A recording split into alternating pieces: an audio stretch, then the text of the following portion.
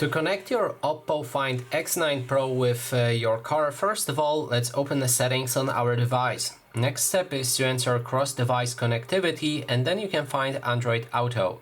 Click on this option, and after doing it for the first time, it may transfer you to Google Play Store, where you need to update Android Auto app.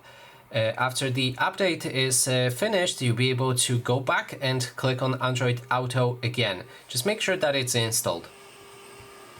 Now you should see a different screen which allows you to connect your vehicle, so let's click on that as well. And then there's two options to connect your car. First one is through the cable. If you have compatible cable which allows you to connect both your phone and a car, you can attempt to do it. So connect them both, and if it works, then you should see a prompt saying that you can continue. If this doesn't work, you can also try to use Bluetooth settings, so connect using wireless Android Auto and then connect using Bluetooth. Enter pairing mode on your car. You can Google your car model and then how to enter pairing mode and click on pair vehicle. After that, your car should be in available devices. You can then click on it and connect it with your phone.